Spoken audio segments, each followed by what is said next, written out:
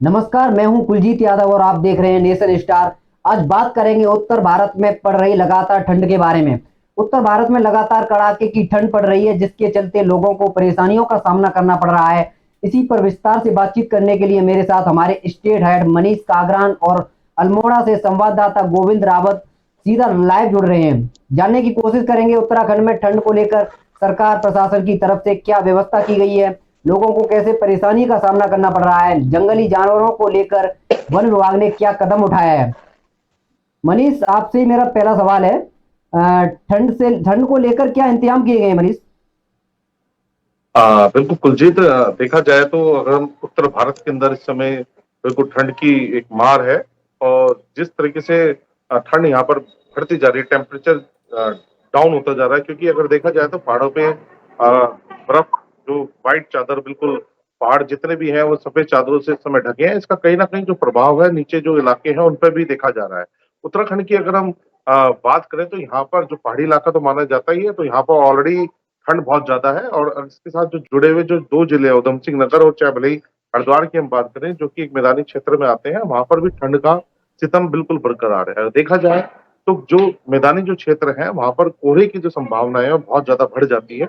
और कहीं ना कहीं जो कोहरा है, जो इन क्षेत्रों में जो कोहरा है बहुत ही ज्यादा है। इसके लिए जो मौसम विभाग है उन्होंने भी कई तरह के अलर्ट जारी करने की रखे हैं। और देखा जाए तो उधम सिंह नगर हो गया या हरिद्वार जिला हो गया, तो यहाँ पे येलो अलर्ट जारी है। इसको लेकर के अगर बात करें यहाँ के जो जिलाधिकारी है उन्होंने क्या क्या कदम उठाए हैं, तो देखिए सबसे पहले तो जो बच्चे हैं, जो स्कूल की जो छुट्टियां हैं वो बढ़ा दी गई है। स्कूल की छुट्टियां हैं वो हो रही है क्योंकि ठंड के कारण अगर देखा जाए, जैसे मौसम विभाग ने येलो अलर्ट जारी करा गया है, उसको देखते हुए जो जिलाधिकारी हरिद्वार हो गए उन्होंने यहाँ पर जो स्कूल है, स्कूलों की छुट्टियां कर रखी है यहाँ पर। क्योंकि देखा जाए तो प्रतिदिन 1 या 2 दिन का अलर्ट जारी होता है, तो उसके अनुमान से ही जो जिलाधिकारी होते हैं आगे स्कूलों में जो छुट्टी जारी कर देते हैं। इसके अलावा अगर हम बात करें, क्योंकि जो ये इलाका है, जो हरिद्वार जिला है, बिल्कुल ये यूपी के से भी जुड़ा हुआ है और धर्म नगरी भी माना जाता है। तो यहाँ पर देखा जाए तो यात्री जो है वो प्रतिदिन यहाँ पर आते हैं, माँ गंगा में आस्था की डुबकी लगाने के लिए आते हैं। तो यहाँ पर भी कहीं ना कहीं जो चौराहों पे अलाव की व्यवस्था जिलाधिकारी द्वारा की गई है। इसके अलावा और देखिए एक सबसे बड़ी बात यह है कुलजीत, कि जितने भी हाईवे हैं, जो हाईवे बने हुए हैं, और लाइव चल रहा है। जो फ्लाईओवर है, किस पे जितने देखना भी है? फ्लाईओवर की जो यूट्यूब पे नीचे देख। जो जगह हो जाती है वहां पर टेंट लगा करके हम देखें तो वहां पर एक बसेरे की तरह, एक रैन बसेरे की तरह वहां पर व्यवस्था की गई है, वहां अलाव की व्यवस्था करी है। और देखा जाए तो जो गरीब लोग हैं, जो इस तरह के जो लोग हैं जिनके सहारा नहीं है, तो उनकी व्यवस्था भी करी है। रैन बसेरे बहुत ज्यादा है, तो यह इसकी सारी व्यवस्थाएं कुलजीत यहाँ पर की गई है। ठीक है गोविंद, जो ठंड को लेकर कदम उठाए जा रहे हैं पहाड़ी इलाकों में, वो कितना कारगर हैं गोविंद? पहाड़ी इलाकों की बात करें तो पहाड़ी इलाकों में ठंड का जो प्रकोप है वो लगातार जारी है। और ठंड के प्रकोप से जो है जंगली जानवरों का भी जो आतंक है लगातार पहाड़ी इलाकों में बना हुआ है। और जंगली जानवर जो है ठंड के से सक्रिय हो रहे हैं। और एक तरफ ठंड का प्रभाव है, दूसरी तरफ जो है जंगली जानवर है उनका प्रभाव है, उसको लेकर भी ग्रामीणों में जो है दहशत बना हुआ है। और हम बात करें यहाँ ठंड को लेकर प्रशासन की ओर से भी पूरी व्यवस्था की गई है। इधर नैनीताल और आपके अल्मोड़ा हो, तमाम जो यहाँ प्रशासन है, स्थानीय प्रशासन, उनके द्वारा जो है जरूरतमंद लोगों को कंबल पहुंचाए जा रहे हैं और अलाव की व्यवस्था कहीं ना कहीं की गई है। और ठंड से बचने के लिए लगातार जो है जिला प्रशासन की जो टीम है लगातार प्रयास कर रही है। और जंगली जानवरों को लेकर भी वन विभाग द्वारा लगातार अलर्ट किया जा रहा है। वन विभाग के अधिकारी अपने अपने बीट के अंतर्गत लगातार गश्त कर रहे हैं और लोगों को जो है उस बात की जानकारी दे रहे हैं कि जंगली जानवरों का से सक्रिय रहें और सावधानी बरतें। क्योंकि जंगली जानवरों के तांडव आतंक से जो है ग्रामीण भयभीत हैं। और ग्रामीणों का कहना जो है ये वन विभाग घटना जो है जंगली जानवरों की तमाम जो पहाड़ी क्षेत्र है, अल्मोड़ा जिले के दोराहाट, साल्ट, तमाम जो विधानसभा है वहां जंगली जानवरों का आतंक बना हुआ है। तो वन विभाग भी अब जो है अलर्ट मोड पे है, उनके द्वारा टीमों का गठन कर दिया गया है। और उसको लेकर जो है सक्रियता बनाई हुई है कि लोगों को जागरूक किया जा रहा है कि जो जानवर हैं उनसे बचने के लिए जो है लोग अपने समूह में जाएं, अकेला ना जाएं। जो अभी हमारे कुछ दिन पहले अभी एक मामला यहाँ सल्ट के तला सल्ट क्षेत्र के रतनकोट पिनाकोट क्षेत्र में गुलदार दिखाई देगा था, उससे लेकर जो है ग्रामीण सदमे में थे। तो उसके बाद वन विभाग की जो टीम है अलर्ट हो गई थी, उन्होंने अपनी टीम का गठन कर लगातार जो है क्षेत्र में गश्त किया जा रहा था। कई लोग जो हैं डरे ना और समूह में ठीक है जाएं गोविंद। और उनको लेकर मनीष मनीष रैन बसेरों को लेकर क्या कुछ व्यवस्था ग्वालियर में है? तो देखिए कुलजीत, सबसे पहले ये बात बता दें कि समझना पड़ेगा, उत्तराखंड को भी थोड़ा समझना पड़ेगा मौसम विभाग को लेकर के। देखिए उत्तराखंड के अंदर जो दो जिले बैठते हैं, उधम सिंह नगर कहें या हरिद्वार जिला कहें, इसके अलावा जो जितने भी जो ऊपर के तरफ जिले हैं सब पहाड़ी जिले हैं। तो देखिए सबसे बड़ी बात यह है कि उत्तराखंड है, पहाड़ी इलाका है, तो टेम्परेचर तो डाउन होना ही है। और जो जो दूसरे जो इलाके हैं उनसे टेम्परेचर यहाँ डाउन रहना ही है। पर सबसे एक अच्छी बात यह है कि जो जो दूसरे जिले हैं वहां पर जो धूप है वो खिल रही है। तो कहीं ना कहीं जो राहत है, जो दोपहर के अंदर जो बीच का जो समय होता है दिन का, उसमें कहीं ना कहीं लोगों को राहत मिल जाती है। पर सबसे बड़ी बात करें, अगर दो जिलों की बात करें, चाहे उधम सिंह नगर चाहे हरिद्वार के जिले की बात करें, तो समस्या यहाँ पर यह है कि कोहरा बड़ा घना हो जाता है। और इसके कारण अगर देखा जाए तो यहाँ पर जो जो सूर्य जो देवता है वो कुछ इलाकों में तो मेहरबान है, तो कुछ इलाकों में मेहरबान अभी तक नहीं है, क्योंकि सूरज के दर्शन होने बड़ा कठिन हो गए हैं। तो कहीं कहीं जहाँ सूर्य के थोड़े थोड़ा सा जो धीमी धीमी धूप निकल आती है तो लोगों को वहां पर राहत मिल जाती है, पर टेम्परेचर डाउन है। टेम्परेचर इस समय करीबन करीबन देखे जाए तो 6 या 7 का के करीबन टेम्परेचर बना हुआ है यहाँ पर। अगर देखें तो मैक्सिमम करीबन करीबन 15 या 16 के आसपास का ये टेम्परेचर यहाँ पर बना है। समस्या क्या है? समस्या है घने कोहरे की। देखिए कुलजीत, समझना पड़ेगा क्योंकि बारिश नहीं हुई अभी। अभी देखा जाए तो बारिश अभी नहीं हुई है, तो जिससे कि ये जितनी भी जो ठंड है ये खतरनाक ठंड है। ये कहीं ना कहीं अगर देखा जाए, क्योंकि जब मौसम विभाग अलर्ट करता है तो अपने अलर्ट में जारी भी करता है कि जो बुजुर्ग हैं, जिनको लंबी जो बीमारियां हैं या जो छोटे बच्चे हैं, उनको कहीं ना कहीं इस ठंड से दिक्कतें महसूस हो सकती है। इससे कहीं ना कहीं डॉक्टर की सलाह लेनी पड़ सकती है, उनके पास जाना पड़ सकता है। तो ये कहीं ना कहीं ये अलर्ट भी जारी है। तो समस्या यही है कि बारिश है, देखिए बारिश नहीं हो रही है, जिसके कारण जो उत्तराखंड में है जो ठंड है, ठंड का सितम इसलिए जारी है। थोड़ी अगर राहत यहाँ पर बारिश हो जाएगी तो उससे कहीं ना कहीं सूरज खुल जाएगा, जो कोहरा है वो बैठ जाएगा, जिससे कहीं ना कहीं लोगों को थोड़ी सी राहत, थोड़ी सी जो टेम्परेचर है उसमें बदलाव देखने को मिल सकता है। पर अभी ठीक उत्तराखंड है के मनीष। अंदर ये संभावना नहीं है। जी कुलजीत। ठीक है मनीष। गोविंद, अगर नैनीताल रामनगर अल्मोड़ा की बात करें या आसपास की बात करें तो वहां पर रैन बसेरे की क्या कुछ व्यवस्था है गोविंद? प्रशासन की ओर से रामनगर की बात करें तो रामनगर में रैन बसेरा जो है नगर पालिका द्वारा बनाया गया है और तमाम जो लोग हैं जिनको दिक्कत ना हो उनके लिए जो है रैन बसेरे में उनकी व्यवस्था की जा रही है। और उनको जो ठंड से बचने के लिए जो लोग खुली छत में रह रहे हैं उनको लेकर रैन बसेरा यहाँ बनाया गया है। रैन बसेरे में उनकी व्यवस्था की जा रही है और अलाव की व्यवस्था है। प्रशासन जो है ठंड से बचने के लिए लगातार जो है प्रयास कर रहा है कि वो पहाड़ी क्षेत्रों में लगातार जरूरतमंद को कंबल बांटना है।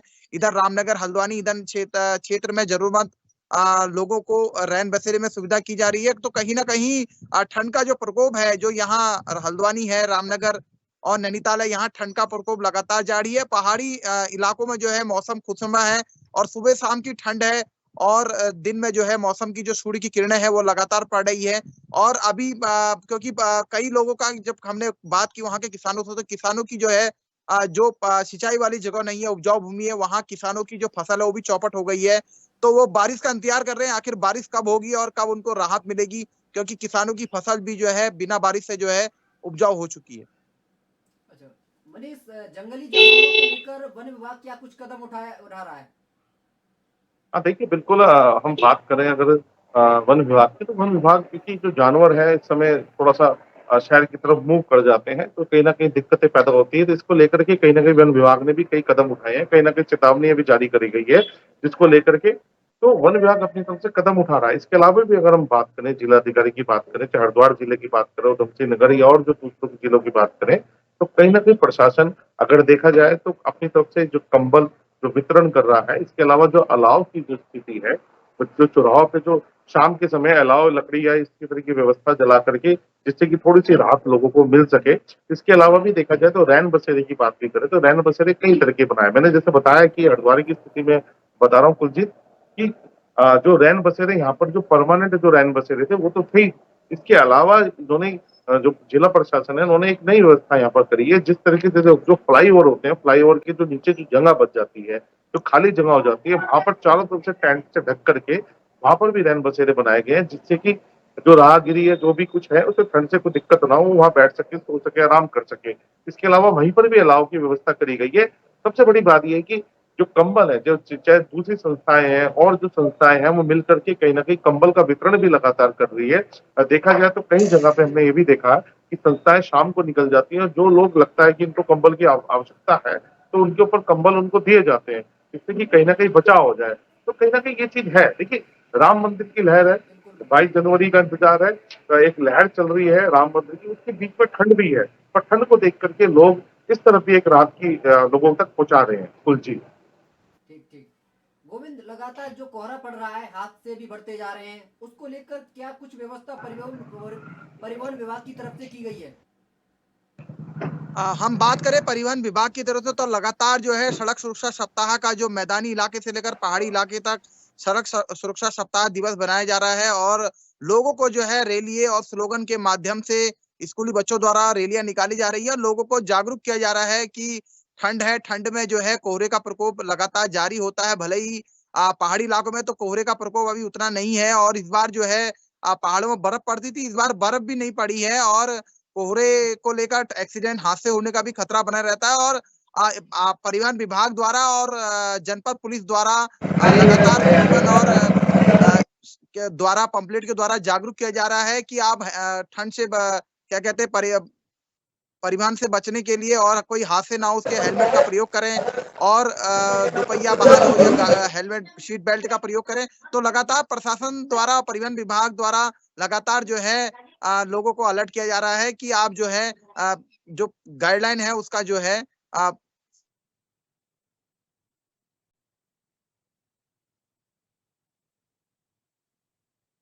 बिल्कुल कुलजीत, हम बात करेंगे। देखिए, बिल्कुल जैसे रावत जी ने बताया, हमारे योगी रावत ने बताया कि परिवहन जो व्यवस्था है, जो जो व्यवस्था है उसको भी दुरुस्त करा गया।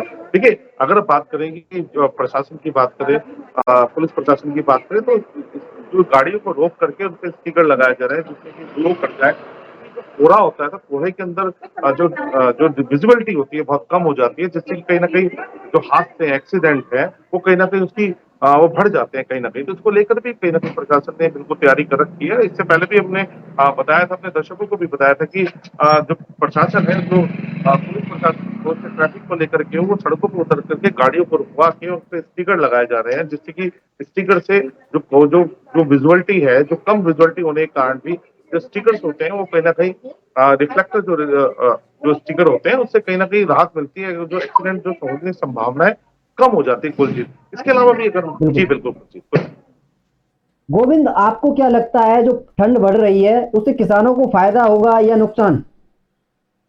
जब लगातार जो है ठंड जो बढ़ रही है, लगातार ये ठंड जो है कहीं न कहीं जो पहाड़ी क्षेत्र के जो सिंचाई जगहों के जो गाँव हैं, उन गाँव में तो ग्रामीणों के लिए तो ठंड का उतना असर पहाड़ी क्षेत्रों में नहीं दिखाई दे रहा है क्योंकि दिन में तो सूरज की किरणें इतनी तेज पड़ रही है कि बहुत तेजी में है और सुबह-शाम की ठंड है और मैदानी इलाकों में ठंड पड़ रही है और उसके लेकर जो बारिश नहीं हो रही है, उसको लेकर किसान जो हैं काफ़ी प्रभावित हैं और कई किसान जो है मौसम पर निर्भर है कि आखिर बारिश कब होगी और कब बारिश होगी और कब किसानों को लाभ मिलेगा। ये काफ़ी सोचनीय विषय है और किसानों के माथे पे जो है कहीं न कहीं चिंता की लकीरें जो है खींच रही है मौसम को लेकर।